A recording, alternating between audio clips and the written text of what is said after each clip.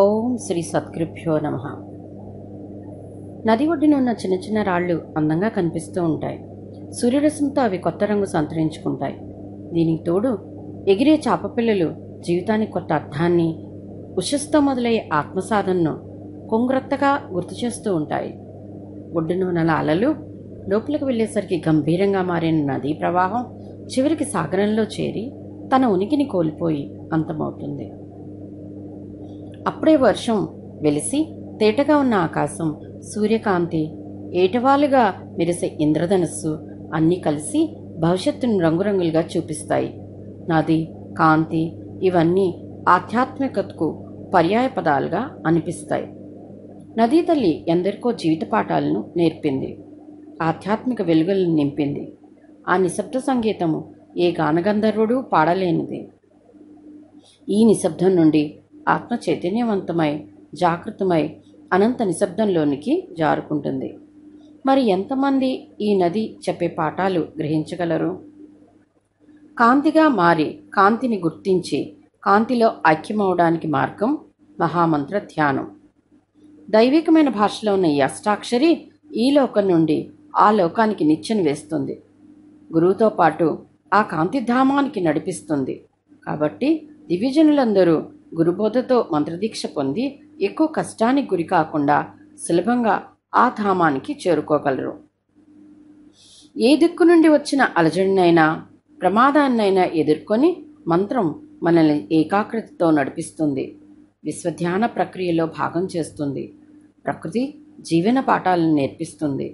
ప్రకృతిలో భాగమైన మానవునికి మహామంత్రం ఆధ్యాత్మిక గురువై ముందుకు నడిపిస్తుంది, అర్షడ్ వర్గాల్ని అదుపులో ఉంచుతుంది, భూమాత ఆశీస్సుల్ని అందజేస్తుంది, ఏకీకృత సంఘటిత భావాన్ని కలుగు చేస్తుంది, వసుదైక కుటుంబం అనే నమ్మకముని ఇస్తుంది, అన్ని గ్రంథాల సారాంశాన్ని తెలియచేస్తుంది, ఆది అంతిమ తత్వగతులను దృఢీకరిస్తుంది, ముక్తిని ప్రసాదిస్తుంది, శాశ్వతత్వాన్ని స్థిరీకరిస్తుంది, పలు తత్వాల జీవుల్లో జన్యు పరివర్తన తెచ్చి ఉత్తమ జాతిని సృష్టిస్తుంది. మహమ్మద్ ప్రవక్త అన్నారు, ఒక జ్ఞానవంతురాలైన మహిళ జ్ఞానాన్ని సృజిస్తుంది అని. అలాగే మహామంత్ర చేతన పొందిన వ్యక్తుల సంతతి కూడా ఆ తేజస్సు, ఆ జ్ఞానం ఆపాదించబడతాయి. దానివలన స్వస్థత కలిగిన ఆత్మీయ భావంతో కూడిన జ్ఞానరాజ్యాన్ని మనం చూస్తాము. సృష్టిలో మానవుడు అర్షడ్ వర్గాలు, కుండలిని శక్తి మొదలగు అనేకమైన విషయాలతో పరీక్షింపబడుతూ ఉంటాడు. కాలమహాశక్తితో పరీక్షింపబడుతుంటాడు. మరి ఈ జగత్తులో, సృష్టిలో యావత్ జీవరాశులు కూడా పంచభూతాత్మలైన వారే. ఇలాంటి పంచభూతాత్మైన సృష్టిలో ఉన్న ఈ మానవుడు నిగ్రహశక్తిని పొందేదెలా? ఉత్కృష్టమైన జీవి అయిన మానవుడు కూడా పంచభూత నిర్మితమైన వాడే. నిగ్రహము నిబద్ధతకు దారి తీస్తుంది. మరి నిగ్రహం సాధించడం అంటే పంచభూత సమతుల్యతతో పాటు నిగ్రహశక్తి ప్రసాదించే ఓర్పు, సహనం మరియు కాలానితో పాటు వచ్చి ఒడిదుడుకులను తట్టుకొని ఎదుర్కొనుటకు కావలసిన నేర్పైన సాధన, అవన్నీ కూడా చాలా అవసరం. పతంజలి సూత్రాలు దాటి ఈ నిగ్రహశక్తి సాధించు మంత్రం మహామంత్రం.